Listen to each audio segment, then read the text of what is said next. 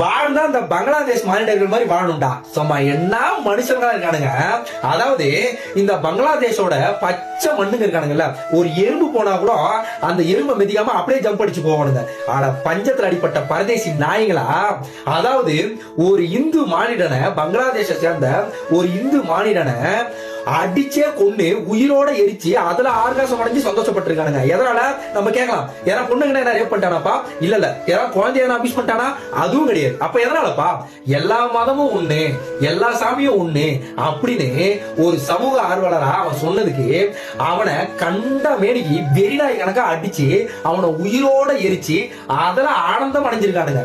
அதாவது இவனுங்க கொடூரமா அடிச்சு எரிக்கப்பட்டவரோட பெயர் என்னன்னா திப்பு சந்திரதாஸ். இவரு ஒரு இந்து மதத்தை சேர்ந்தவர். இவர் இந்து மதத்தை சேர்ந்ததுனால அடுத்த மதத்தை அவர் தப்பா பேசல, ஓகேவா? ஒரு மதத்தை குறிப்பிட்டோ இல்ல ஒருத்தரை தாக்கியோ அவர் எதுவும் பேசல. அவர் என்ன பேசியிருக்காரு?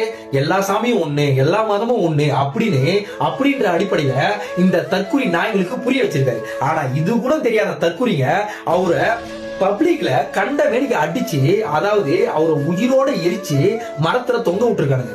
அப்ப எந்த அளவுக்கு ஒரு மனிதாபிமானமே இல்லாத மிருகங்களா இவனுங்க இருக்கானுங்கன்றத பாத்துக்கங்க. இவனுங்க யாருன்னா தமிழ்நாடுக்குள்ள வந்தானுங்கன்னா தண்ணியில விட்டு தத்தளிக்க விடுங்க, அதாவது அமிக்கே சாவடிச்சிருந்தவங்க எல்லாம்.